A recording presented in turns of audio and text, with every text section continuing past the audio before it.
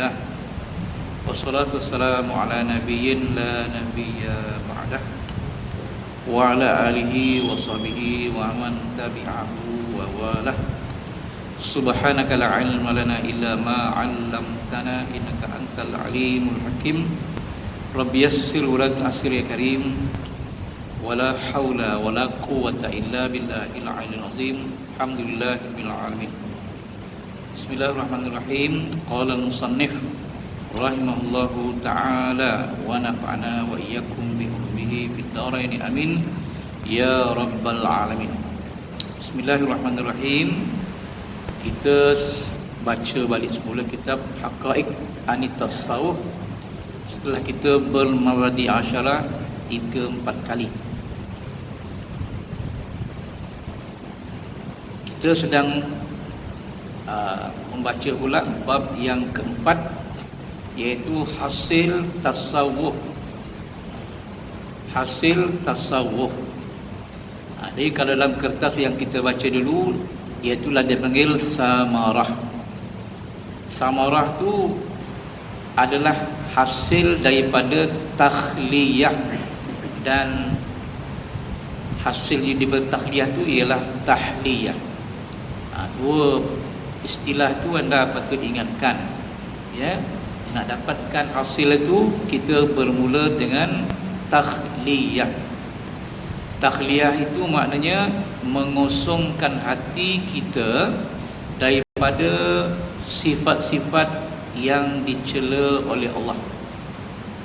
Bila sifat-sifat yang dicela oleh Allah itu sudah tidak ada lagi, bermakna hati kita di dalam keadaan bersih. Bersih di sini makna bersedia menerima apa-apa anugerah Allah Ta'ala ke dalam hati kita. Kalau dalam kertas tu musyahadah atau melihat zat Allah Ta'ala, itu yang tertinggi sekali. Tetapi sebelum sampai kepada musyahadah Al-Malikul Ghaffar dalam kitab kertas tu, kita akan jumpalah perkataan-perkataan seperti yang sedang kita baca, iaitu cinta ilahi, mahabbatullah. Jadi mahabbatullah ini sebenarnya adalah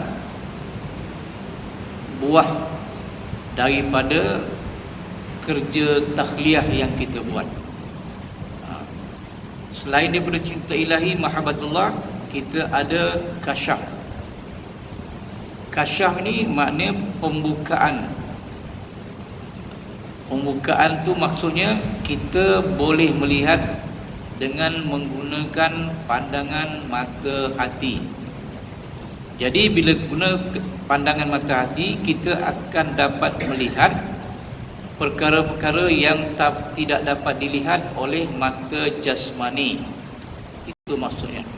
Dan biasanya orang ni sampailah kepada maqam fana billah, fanaul af'al, fanaul sifat, fanaul zat, dan lagi tinggi dipanggil juzbah.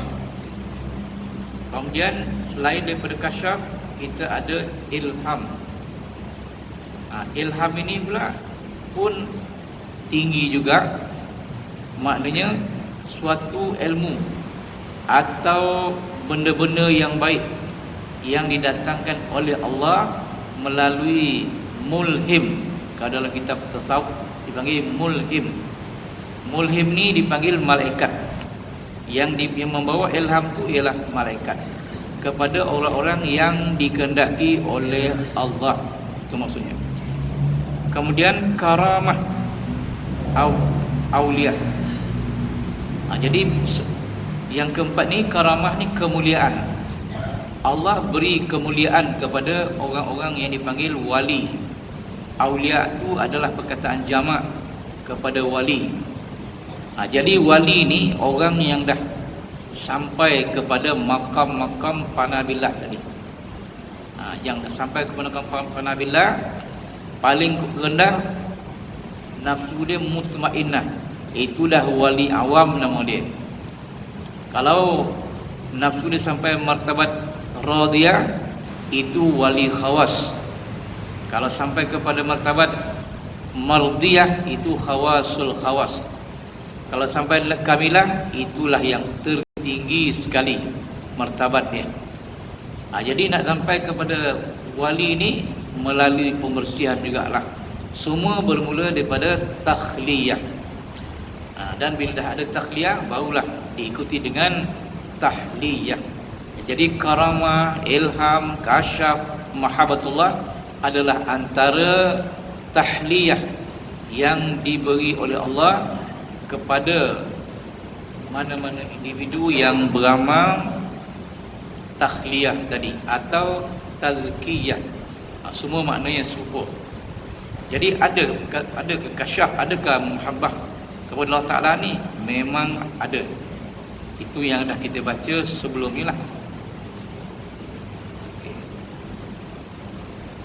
Kemudian kita sambung, kita muka surat 2, iaitu dalil kelebihan mahabbah.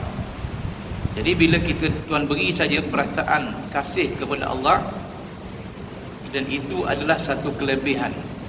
Jadi ada ke dalil yang menunjukkan mahabbah ini ada atau tidak? Itu dalam Al-Quran terdapat perkataan-perkataan kasih yang disebut oleh Allah Ta'ala dalam Al-Quran. Yang pertama tu dalil tentang mahabbatullah kepada hamba-Nya terlalu banyak. Allah sayang kepada hamba-Nya terlalu banyak. Begitu juga tentang mahabbah hamba kepada Tuhannya. Jadi Allah kasih kepada hamba-Nya dan hamba-Nya kasih kepada Allah. Banyak ayat Quran yang menunjukkan perkara tersebut. Antaranya dalam kertas kita tu yuhibbuhum. Yuhibbuhum tu dia mengasihi mereka itu. Dia ni Allah. Jadi Allah mengasihi mereka itu. Wa yuhibbunahu, dan mereka itu mengasihinya, iaitu Allah. Jadi artinya dalam Quran, Tuhan kasih kepada mereka itu dan mereka itu kasih kepada Allah. Jadi kasih ini adalah penghubung yang sangat baik antara kita dan Allah. Begitu juga penghubung antara kita sesama manusia. Begitu juga penghubung antara kita dengan makhluk Allah Ta'ala yang lain, dengan bunga-bunga, pokok-pokok, binatang. Jadi yang menghubungkan inilah dia kasih. Dari peringkat bawah kasih itu sampailah peringkat tertinggi Allah. Jadi sebelum Allah datangkan perasaan kasih kepada Allah itu, Dia telah beri kita perasaan kasih. Sekarang daripada kecil ni kita dah ada Tuhan beri kasih. Kenapa Tuhan beri perasaan kasih itu daripada awal? Nak menunjukkan kalau kita boleh mengasihi pokok bunga, dan pokok bunga juga kasih kepada kita, tapi kita tak perasan lah, tapi memang sama. Jadi kita belai dia, kita siram dia, kita baja dia, itu kita kasih kepada pokok bunga. Lebih-lebih pokok bunga yang kita suka, kerana baunya ke, kerana cantiknya ke, tak kira lah. Atau kita kasih kepada binatang, kepada kucing, kepada benda yang tak baik, anjing pun. Jadi bila kasih kita pada kucing, kasih betul, kucing juga akan kasih kepada kita. Jadi bila dah ada persambungan kasih kita antara kita dengan kucing, maka kita telah sampai satu kemuncak kasih dengan binatang tadi. Dan kita tidak boleh lupa lagi kepada kucing. Kita balik di pekerja, yang ingat kita ialah kucing kita di rumah. Dan kita ingat dia, tentulah kita balik gang, dia akan datang kepada kita, menggesel-geselkan kaki badan dia kepada kaki kita. Dan mungkin dia lapar, kita ingat kita nak beri dia makan, dan kita berilah makanan dia. Begitulah kasih dah sampai ke tahap itu, kita ingat kepada dia, dan kucing pun ingat kepada kita. Itu binatang yang binatang memang jinak. Kalau binatang yang lebih liar lagi, harimau. Harimau ni binatang liar ganas, makan daging. dan daging orang pun dia makan. Tetapi kalau kita pelihara dia daripada kecil, dan tentulah kita sayang kepada dia, dia pun sayang juga kepada kita. Akhirnya kita dengan harimau yang dikira sebagai macam musuh jugalah asalnya, tapi akan menjadi baik sebaik-baiknya. Dia boleh duduk dalam bilik kita, dalam ruang tamu kita. Anda tengoklah dalam dalam TV itu gambaran dia lah. Ini peranan kasih ni. Itu kasih dengan binatang liar.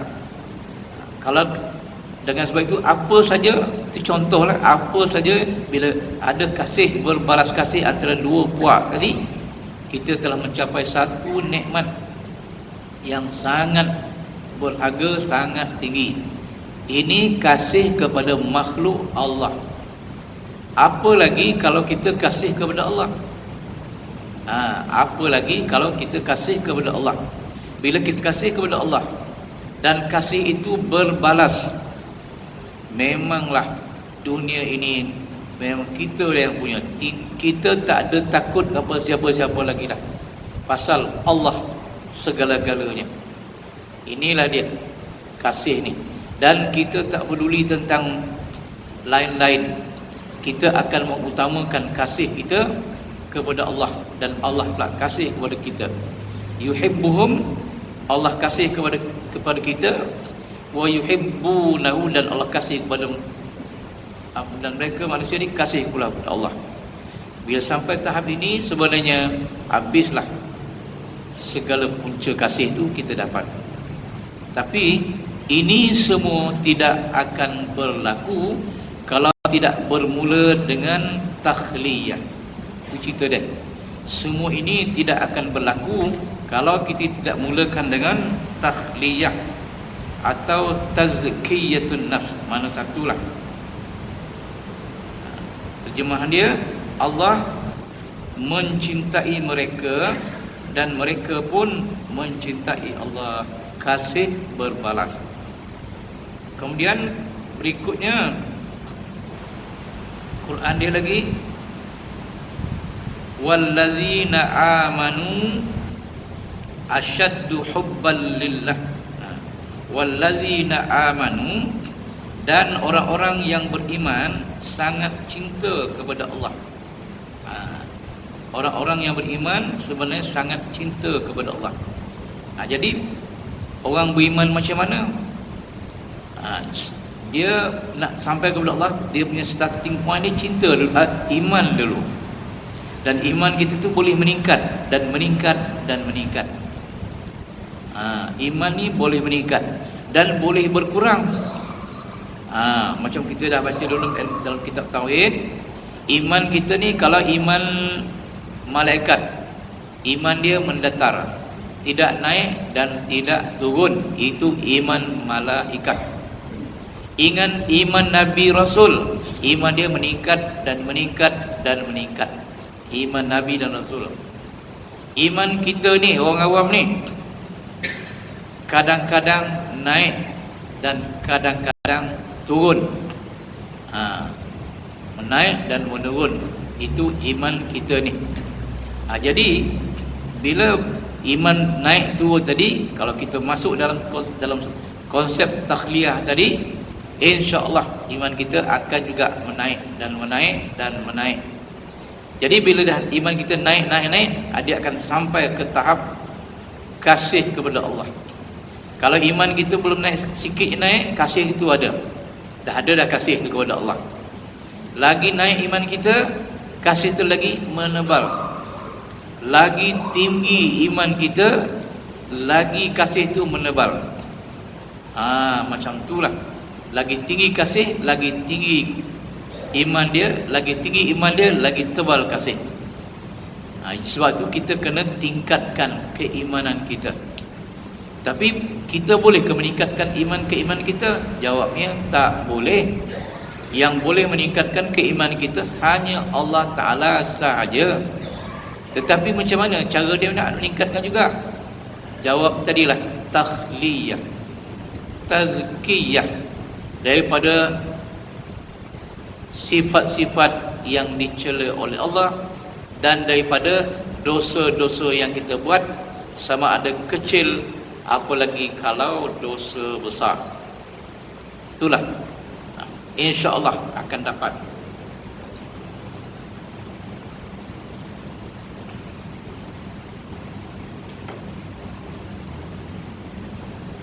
Dan Quran seterusnya, muka surat 3, Qul, Allah Ta'ala berfirman kepada Nabi Muhammad supaya Nabi cakap kepada umat dia. Qul, kata olehmu ya Muhammad, in kuntum tuhibbunallah, jika kamu semua kasih kepada Allah, fattabi'uni, maka hendaklah kamu ikut aku, kata Nabi. Ini permentuan. Jadi Allah Ta'ala menyebut seolah-olah perkataan Nabi. Fattabi'uni, hendaklah kamu ikut aku. Lepas tu jawab daripada in tadi, yuhibbukumullah, nescaya Allah Ta'ala itu akan kasih kepada kamu. Jadi sekarang ni kita kasih kepada Allah.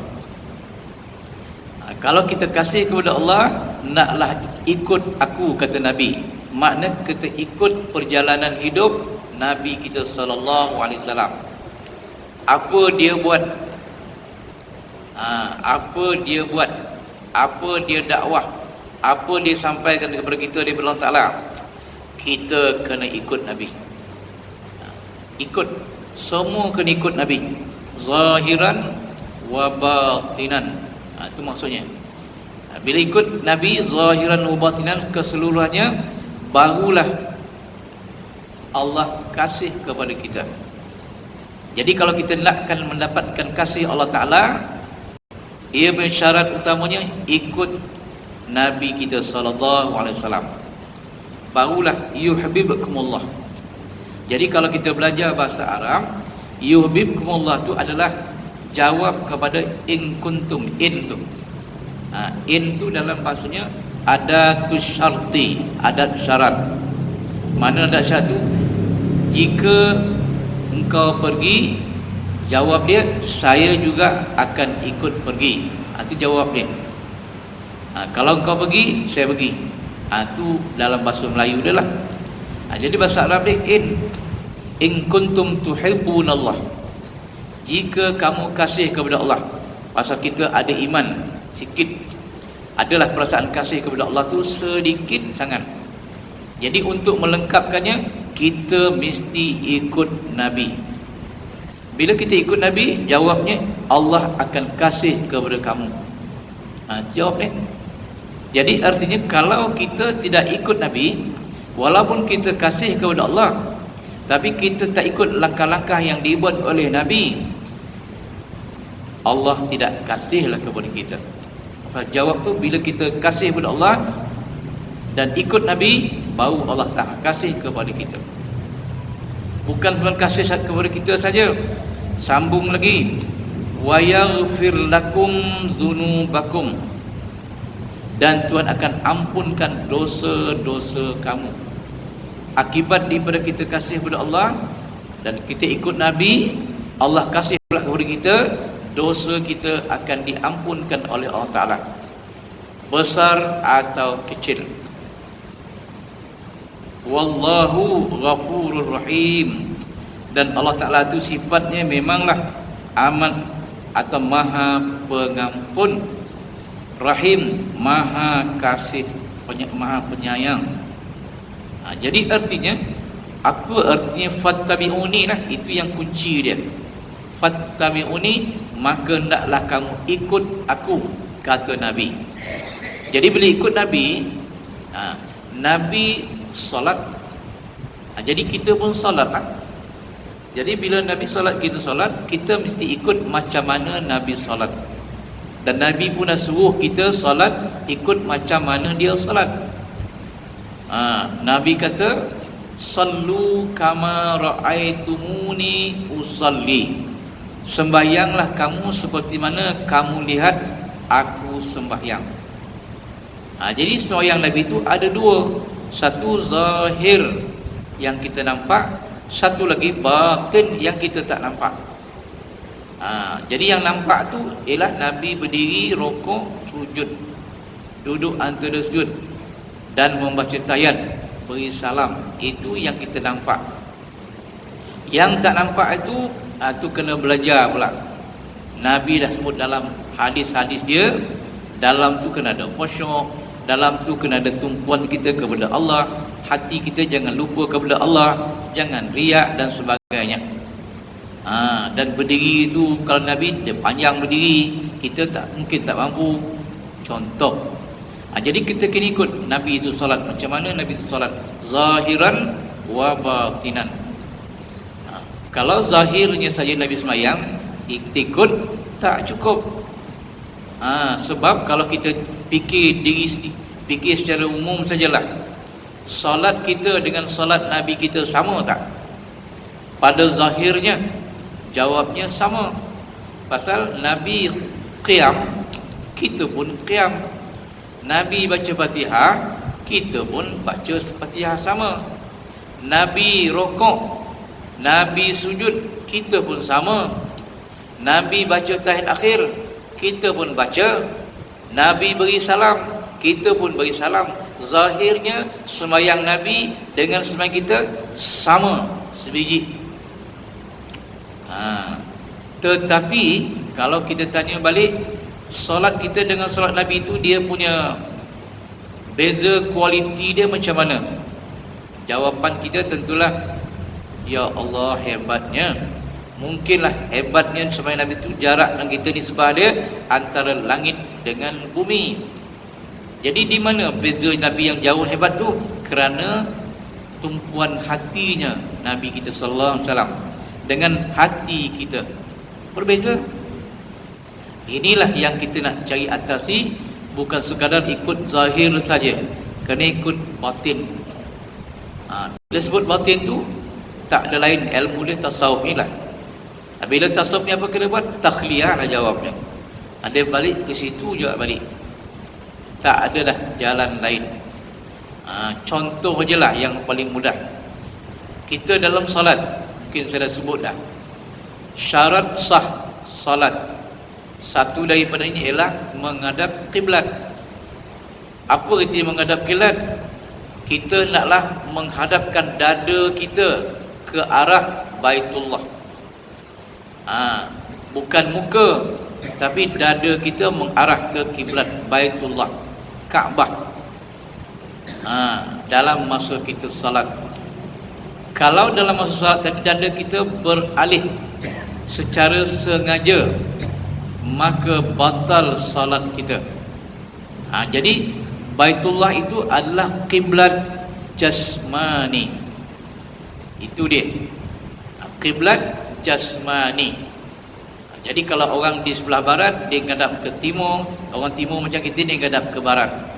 Orang utara menghadap ke selatan, dan selatan menghadap ke utara, yang bertentangan dengan Baitullah, yang bangunan 4 segi dekat Makkah. Itu dia. Itu kiblat jasmani.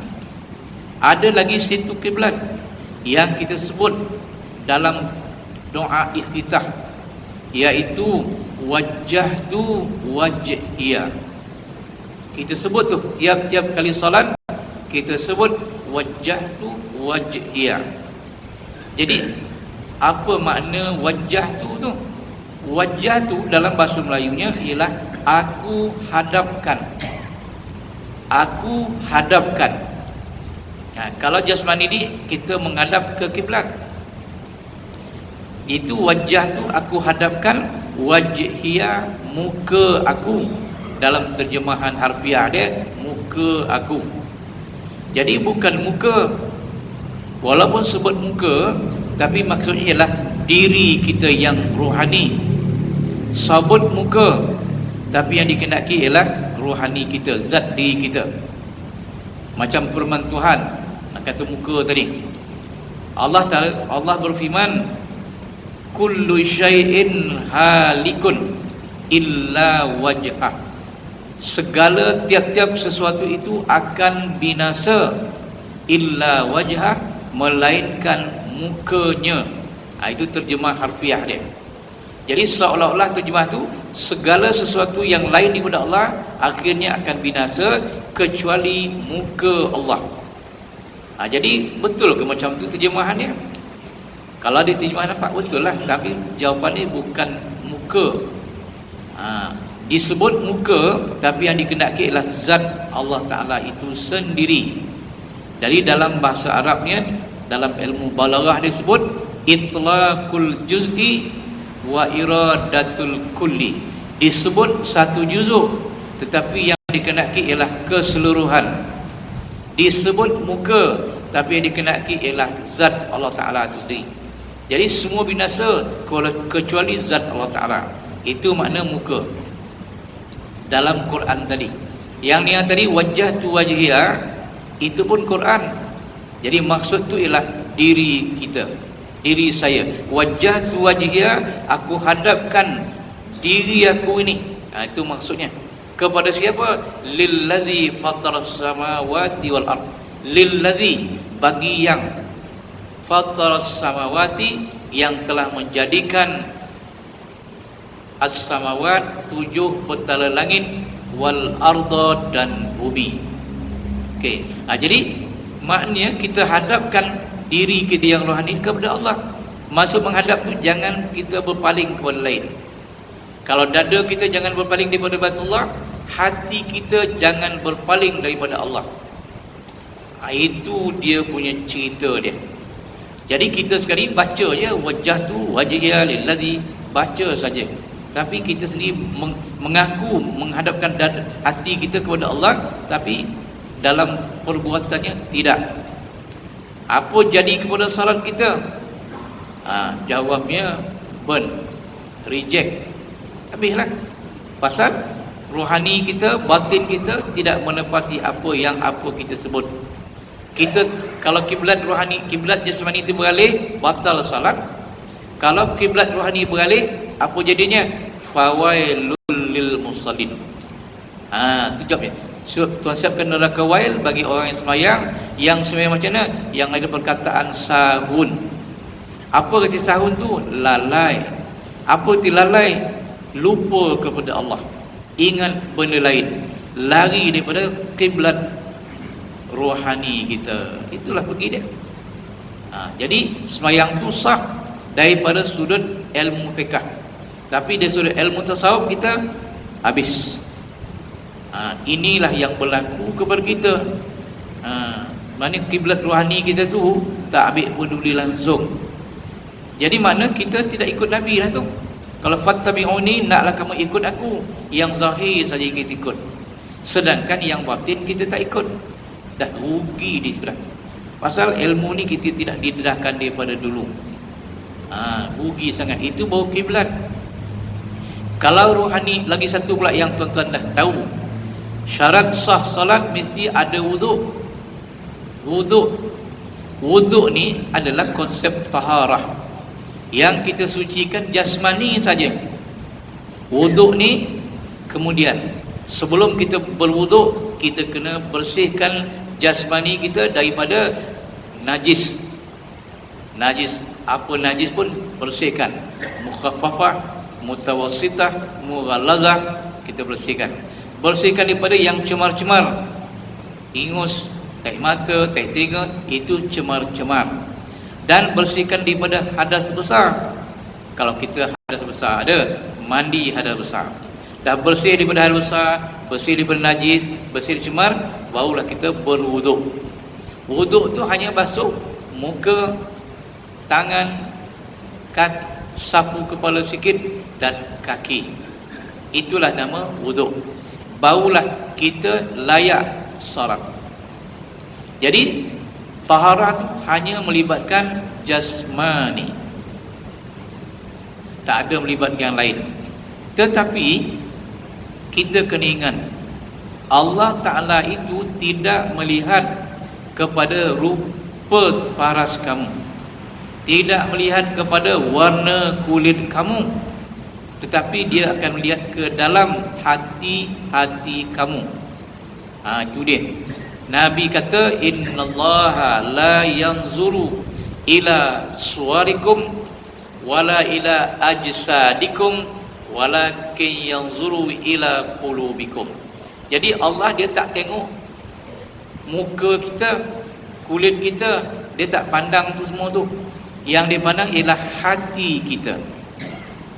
Bila Allah Ta'ala telek ke dalam hati kita, yang patut kita bersihkan ialah hati kita. Pasal situ dapat tempat telek Allah Ta'ala. Kalau di situ tidak bersih, apa agaknya berlaku kepada kita dengan Tuhan? Tentu Tuhan tidak selesa melihat hati rohani kita dalam keadaan tidak bersih, dalam keadaan kotor. Jadi apa yang mengotorkan hati kita pula? Aghyar tadi dalam kertas cerai kita baca tu, jawabnya ialah dua. Yang pertama kotoran dosa. Yang kedua kotoran sifat-sifat mazmumah, sifat-sifat yang dicela oleh Allah, yang masih ada lagi dalam hati kita. Ada riak, takabur, ujub, hubbud dunia, hubbul mal. Hubbud dunia memang ada dalam hati tu. Benda tu ada dalam hati. Allah Ta'ala tengok tu, bersih tak bersih hati dia daripada hubbud dunia. Kesianlah Allah Ta'ala tengok. Contohnya lah, contoh ya, kita baru saya tengok wrestling dekat TV. Kita minat wrestling, bola ke atau drama ke, tak kira. Masa tu kita belum semain syak lagi. Lepas habis tengok drama ke, wrestling ke sebagainya, kita pun semain syak. Allahu Akbar. Dalam masa solat tadi, benda yang kita tengok sebelum kita solat tu, dia akan datang balik. Macam mana tokoh wrestling yang kita minat tu dihempas dari orang sebelah. Oh, nampak. Atau drama tadi kita nampak macam mana pelakon-pelakon tu menjadi watak sedih ke, marah ke sebagainya, kita nampak. Ataupun tengok berita, terbayang kita Perdana Menteri baru, orang ni nampak dalam solat tu, benda tu akan datang balik. Itu namanya hubbud dunia. Habis. Kalau dah ada hubbud dunia dalam hati kita, masa kita solat, apa agaknya yang berlaku pada diri kita ni di sisi Allah Ta'ala? Tentu Allah Ta'ala tidak selesa melihat kita ada benda tu dalam hati kita. Mana hati kita kotor dengan hubbud dunia. Itu maksudnya. Apa tahun tu lalai daripada Allah. Sedangkan Allah suruh ingat dia sepanjang kita dalam solat. Wa aqimis solata li dzikri. Naklah kamu dirikan solat kerana mengingatkan aku, kata Allah dalam Quran. Jadi bila sebut solat, dalam solat mestilah ada ingatan kepada Allah. Dalam bentuk dia lah. Kalau bentuk doa, doalah. Itu maksudnya. Jadi apa berlaku pada kita? Zahir solat kita memang samalah macam Nabi, tapi batin kita telah lari jauh sejauh-jauhnya. Itulah maknanya. Jadi solat kita sebenarnya tidak mencapai dia punya standard, tidak mencapai dia punya piawaian dia. Apa jadi? Itulah dipanggil reject. Kita rasa dah solat kita dah cukup baik, sedangkan begitulah adanya. Dan tak ada pula orang beritahu lepas solat dia bisik kat telinga kita, solat kamu ni tak dah reject, kata Tuhan. Tak ada. Habis. Senyap ya. Tahu tak tahu besok ialah di akhirat. Bila kita besok didakwa oleh Tuhan dan kita masuk neraka, na'udzubillah, kita akan kata, aku dulu salat ya Allah. Jawabnya besok agaknya tentulah salat kamu tu tidak mencapai piawaian dia, standard dia. Supaya kamu tu samalah ibarat Neo Gomeng, kata dia. Orang sebelah Neo Gomeng. Neo Gomeng tu kulit ada sabut, ada tempurung, ada isi tak ada. Kalau dah kelapa tak ada isi tu, tak ada boleh digunakan tu dah. Campaklah sungai. Jadi pelampung boleh. Hanya layak jadi pelampung. Sedangkan kita nak kelapa tu nakkan isi dia. nakkan santan dia, nakkan minyak dia. Jadi kelapa gomeng habislah. Itulah besok yang akan kita jumpa. Jadi bersediakah kita untuk menerima kelapa gomeng? Tentulah tidak bersedia. Jadi artinya kena cari jalan ini, iaitu takhliyah dan tahliyah. Berapa jam?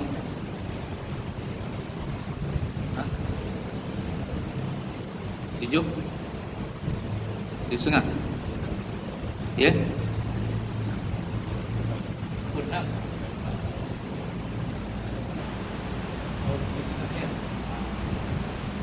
Pasal master saya tak jelas sangat tu, pasal susah sikit lah. Jadi itu dia. Qul, kata oleh Muhammad, in kuntum tuhibbunallah, kalau kamu kasih kepada Allah, fattabi'uni. Jadi fattabi'uni lah yang mahal dalam ayat ni. Ikut aku, kata Nabi. Jadi apa yang Nabi buat, kita buat. Bukan salat yang segala-galanya, ikut Nabi. Dengan berzikirnya, dengan yang lainnya, semua ikut Nabi. Jadi kita belajar ikut apa Nabi buat.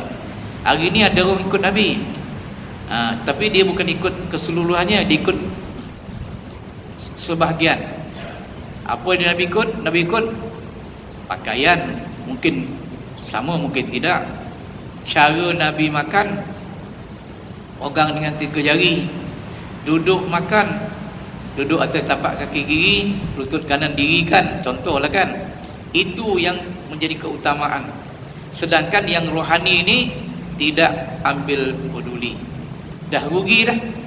Jadi ketika Nabi itu bukan zahir saja, mestilah zahir dan batin. Jadi tak ada pilihan lain, kita mestilah belajar cari ilmu, ikut Nabi. Tapi kita ni dalam tasawuf ni tak ada lain, nak dapat ini semua bermula daripada takhliyah, dan barulah insya-Allah akan jumpa tahliyah. Jadi kasih kepada Allah ini adalah tahliyah. Okey, terjemahan sikit.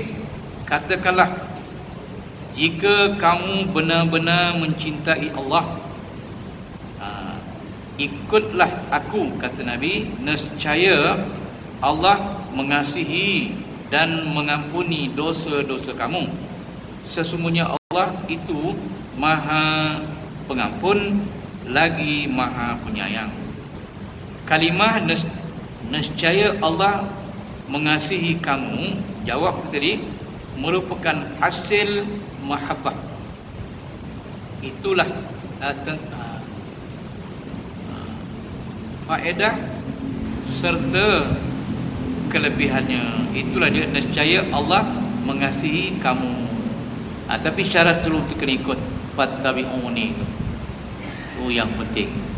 Okey, saya ingat sekali itulah untuk pagi ini.